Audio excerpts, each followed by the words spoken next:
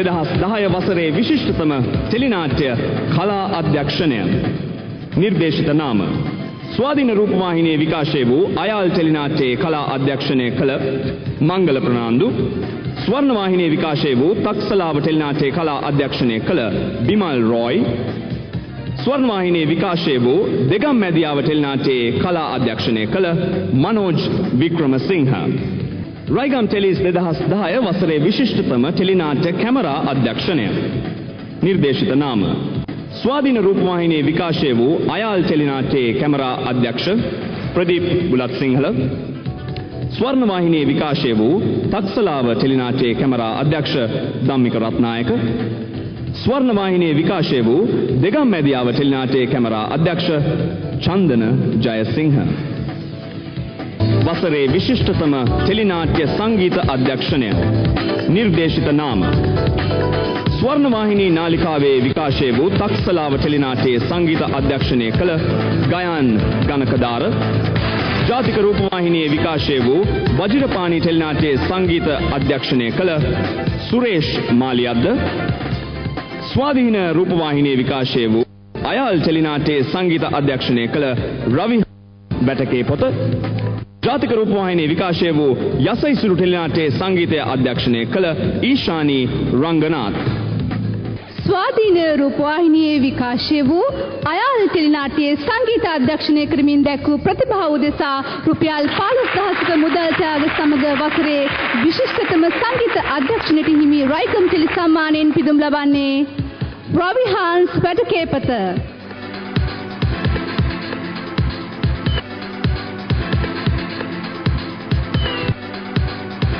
වසරේ නැගී එන ටෙලිනාට්‍ය නළුවා. නිර්දේශිත නාම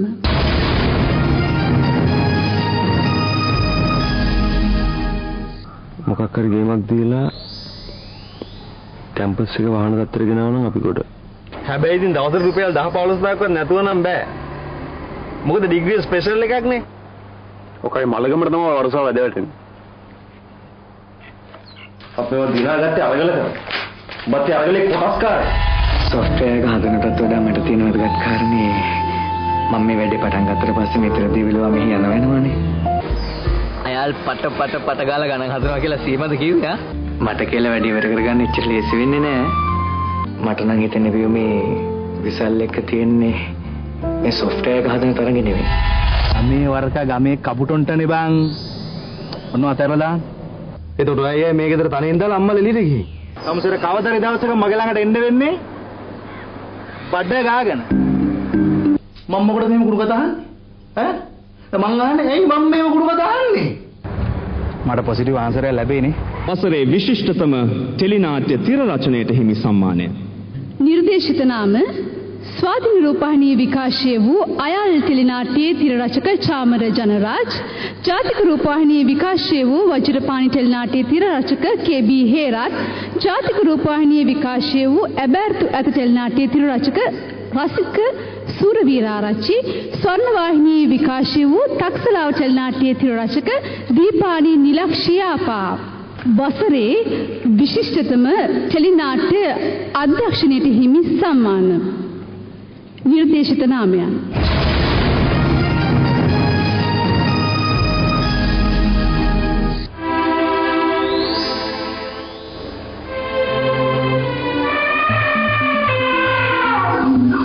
तो आगे वयस 170 है.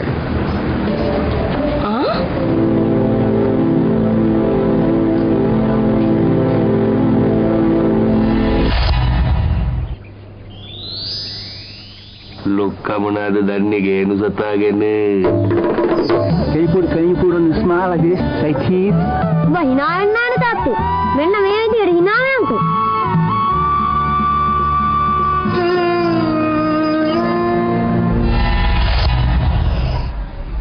කොහමද දුවද මන්දා එළවලුවේම හරියට හේතුව දන්නේ නැහැ අනේ මහත්තයා මොනවද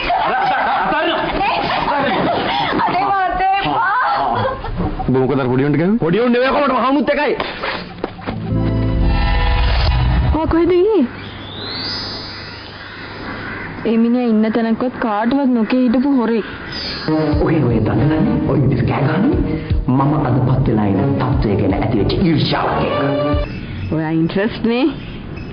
කවුද දන්නේ? වසරේ විශිෂ්ටතම ටෙලි නාට්‍යයට හිමි සම්මානය නිර්දේශිත නම්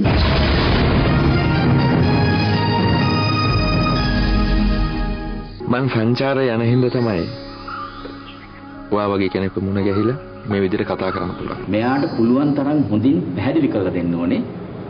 එයාගේ ලේවල් අවශ්‍යතාවයක් අපට තියෙනවා. උගාක්කල් පවතින දේවල් සාක්ෂියට තියෙන එක අපේ ගිසෙට.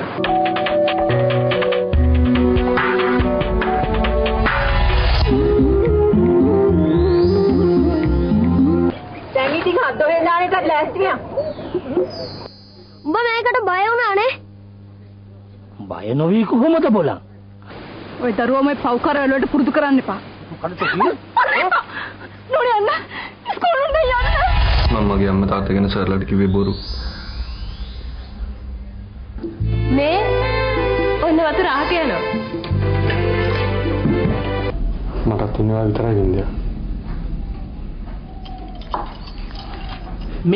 මේක මහා හොරෙක් බලන් ඉන්න අතෝ කියලා පොලිසියට කෝල් කරනවා.